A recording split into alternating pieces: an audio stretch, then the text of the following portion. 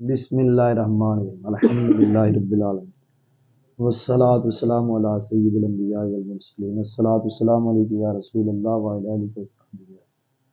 ہدایت الناب کا سبق والتانیث بالالف المکسورہ کا حبلہ والممدودۃ کا حمراء ممتنع صرفہما البتہ لأن الالف قائم مقام السبب التانیثی واللزومی۔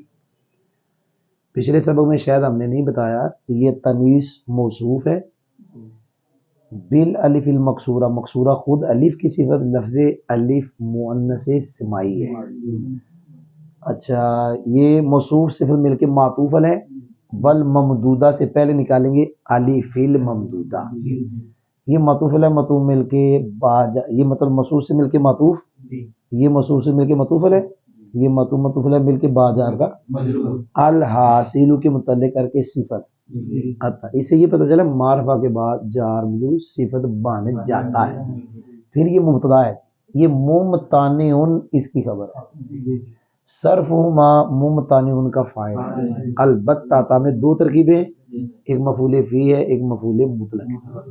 مفعول فی ممتنع کا، مفعول مطلق بناتے ہو پھر بتہ فعل نکالتے ہیں۔ لأن الالف قائمون، یہ قائمون انا کی خبر، مقام سبب ہے، مفعول فی ہے قائمون کا۔ التنیث واللزوم تین ترکیبیں، وہ پہلے اجمال، ایک شے کا اجمال ہے پھر تفصیل، معطوف علی معطوف مل کے اسے بدل، یا معطوف علی معطوف مل کے آنی کا مفعول، یا تنیث احدہما کی خبر، یہ ثانی ما کی خبر، اور یہ لأن ممتنع کے متعلق۔ درمیان میں کا حبلہ، یہ آپ کو پتہ ہے مثالوں کی خبر بڑھاتے ہیں۔ جی ہم پڑھنے لگے ہیں، میں کل بار بار کہا، آج بھی کہہ رہا ہوں، جتنے بھی اسباب منع صرف ہیں سارے کے سارے اوصاف ہیں۔ تنیث کی دو قسمیں ہیں، ایک تنیث یعنی تنیث سے مراد مونس ہونا، ایک ہے مونس اسم کا ہونا تا کے ذریعے، ایک ہے اسم کا مونس ہونا الف مکسورہ کے ذریعے، ایک ہے اسم کا مونس ہونا الف ممدودہ کے ذریعے، اور ایک ہوتا ہے وہ کہ جو اسم مونس ہے مانوی جس میں لفظی علامت نہ ہو، اس کے پھر وہ طریقے ہیں جی، ادھر ضمیر مونس کی لوٹے، یا اس کے لیے اشارہ مونس کا آئے، یا اس کی تصویر بناؤ تو تا آ جائے۔ کوئی نہیں سمجھ آئی؟ بولو تو صحیح۔ تو جو اسم مونس ہے الف مکسورہ کے ذریعے، جس کے اندر تنیث آئی ہے الف مکسورہ کے ذریعے، جی یاد ہو گیا؟ وہ جو مونس ہونا ہے نا، میں بار بار کہہ رہا ہوں اسباب و صاف ہے، وہ مونس ہونا سبب ہے، وہ اسم سبب نہیں ہے، وہ الف مکسورہ کے ذریعے مونس ہونا، الف ممدودہ کے ذریعے مونس ہونا، یہ جو مونس ہونا سبب ہے، یہ جس پہلی بات تو یہ ہے کہ جس اسم کے اندر تنیث الف مکسورہ کے ذریعے آئے گی، الف ممدودہ کے ذریعے آئے گی، جی سمجھ آئیے، ان اسموں کا منصرف ہونا ممتنع ہے۔ میرے لفظ سنیں، جس اسم میں تنیث الف مکسورہ کے ذریعے آئی، جس اسم میں تنیث الف ممدودہ کے ذریعے، ان دونوں اسموں کا منصرف ہونا ممتنع ہے، مطلب وہ غیر منصرف ہے ہمیشہ، جی یاد ہوا ہے؟ لأن الالف، کیونکہ الف وہ جو تنیث کا الف ہے، کیا کہا؟ وہ تنیث کا جو الف ہے دو سببوں کے قائم مقام، کیا کہا؟ دو سبب کون سے؟ ایک تنیث اور ایک تنیث کا کلمے کو لازم، ایک تنیث، جس کلمے میں الف مکسورہ ممدودہ آئے گا وہاں تنیث ہوگی، اور دوسرا تنیث اس کلمے کو لازم ہوگا۔ یہ لازم ہونا ایسے جیسے گویا ایک اور تنیث ہے، ایسے ہی ہے جیسے ایک اور گویا دو سبب ہو گئے، جی کو سمجھ آئی؟ اگلی بات، ہر الف مکسورہ تنیث کے لیے نہیں ہوتا، ہر الف ممدودہ بھی تنیث کے لیے نہیں ہوتا۔ ہمارا یوٹیوب پہ الف مکسورہ کے بارے میں تو سبق پڑھا ہوا ہے، تو انشاءاللہ کسی دن الف ممدودہ کے بارے میں پڑھائیں گے، لیکن اتنا یاد رکھیں الف ممدودہ جو اسم کے آخر میں حمزہ آئے، الف آئے، الف کے بعد حمزہ آئے، حمراء یہ اسم ہے، آخر میں الف، الف کے بعد حمزہ زائدہ ہو، زائدہ کیا ہو، اصلی نہ ہو، کیا کہا، قرا ان میں اصلی ہے، ایک ہوتا ہے بدلا ہوا، کسا ان میں یہ حمزہ بدلا ہوا ہے، ردا ان میں بھی حمزہ بدلا ہوا ہے، جو اسم اس کے آخر میں الف، الف کے بعد حمزہ اور حمزہ زائدہ ہو، اکثر وہ حمزہ تنیسی ہوگا، کیا کہا، جی اگلی بات میں نے کل بھی شاید کہی ہے کہ جس اسم میں تنیس کی علامت ہو ضروری نہیں وہ اسم جن کے لیے ہے، جس کے لیے ہے وہ مونس ہو، جس کے لیے ہے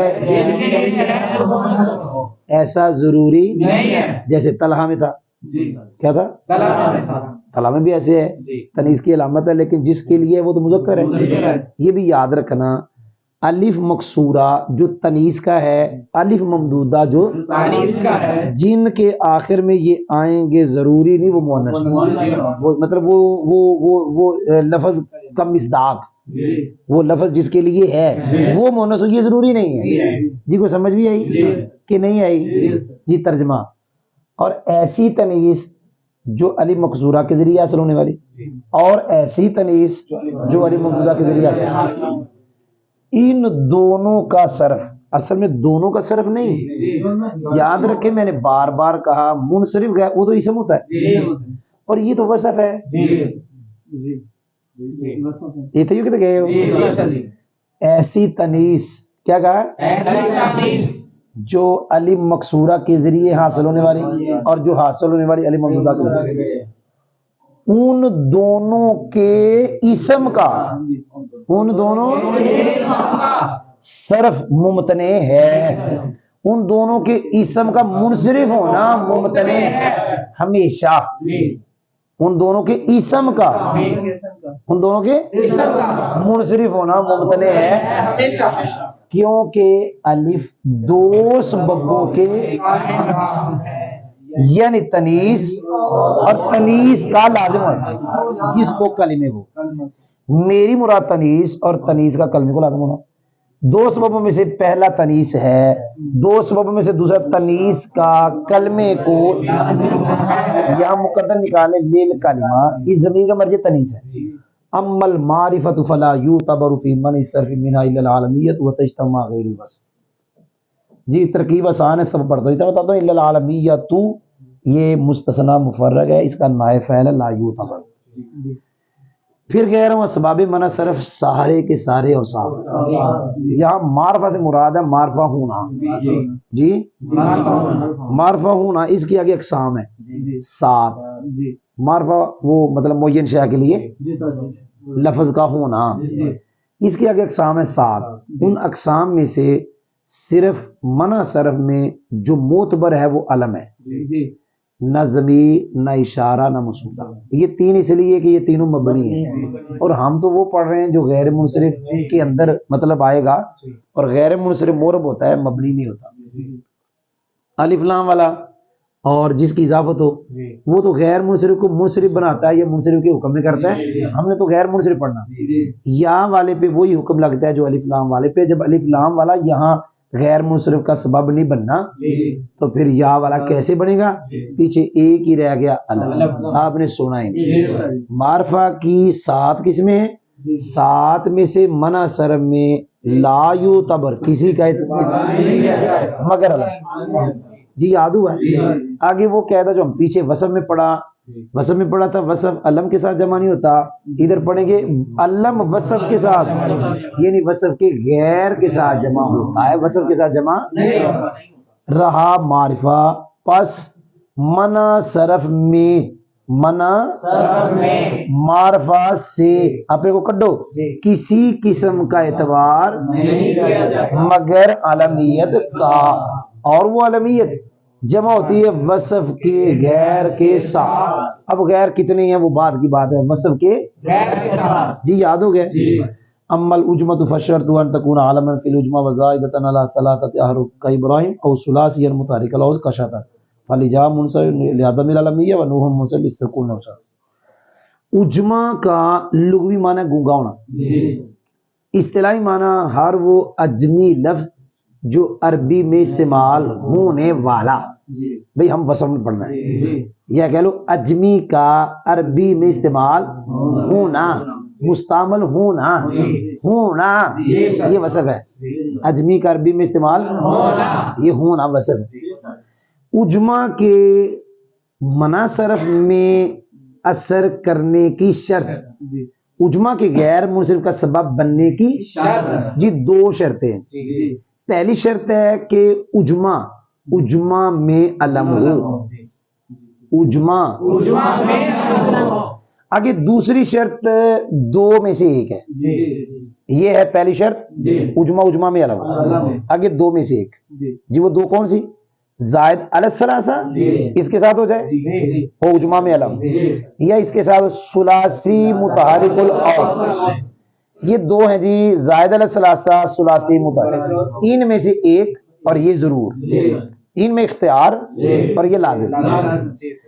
اجما کی غیر منصرف کا سبب بننے کی، اجما کے منع صرف میں اثر کرنے، یہ شرط لازمی ہے، یہ ہے اجما میں علم ہونا۔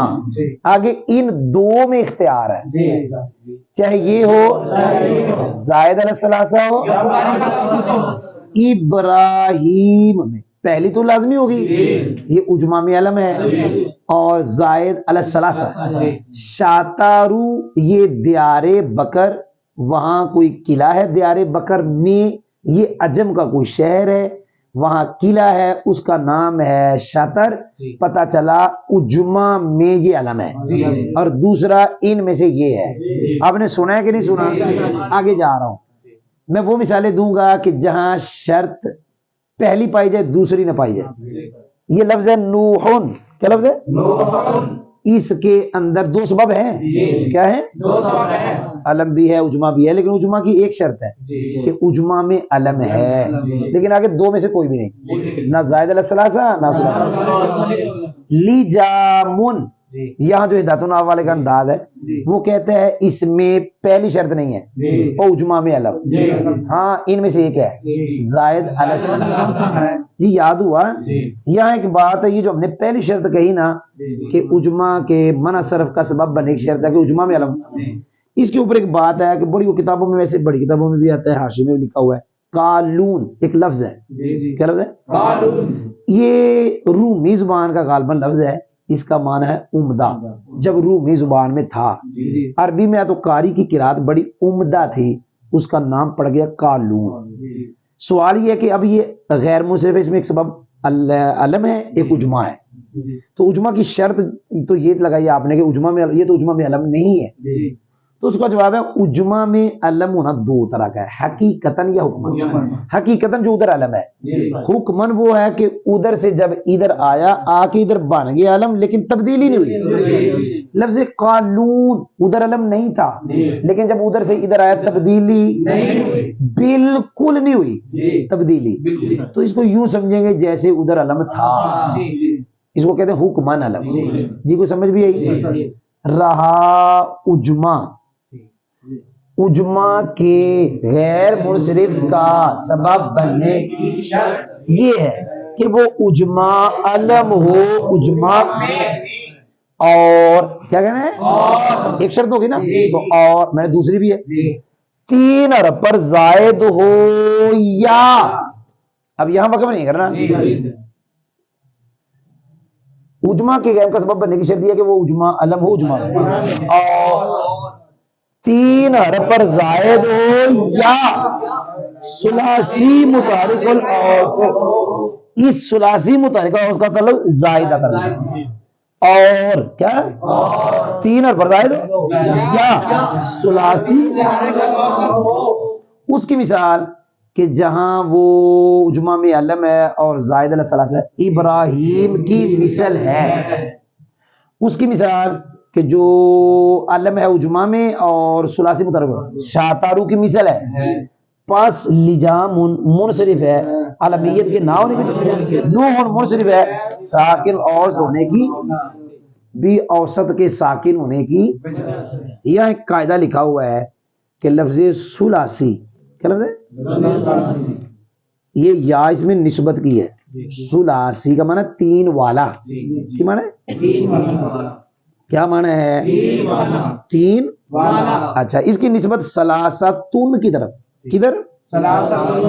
سلاستن میں سین پہ تو فتح ہے اور سلاسی میں صاد سلاستن میں صا پہ فتح, سلاسی میں صا پہ ضمہ. تو وہاں سنے قاعدہ ہے کہ جو منصوب ہوتا ہے جس کی نسبت کی جائے وہ منصوب الیہ کے موافق ہوتا ہے حرکات میں.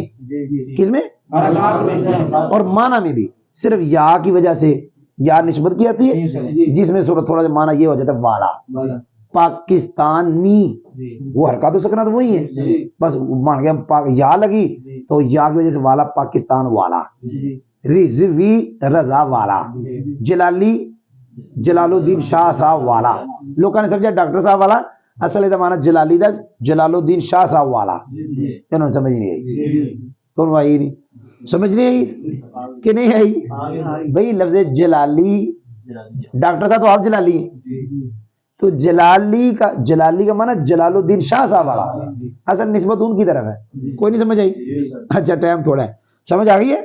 تو سوال یہ ہے کہ منصوب جس کی نسبت ہوتی ہے منصوب اللہ کے موافق ہوتا ہے حرکات میں. تو سلاسی ادھی نسبت کدھر ہے؟ سلاست. ادھر صا پہ فتح ہے تو نے ضمہ پڑا.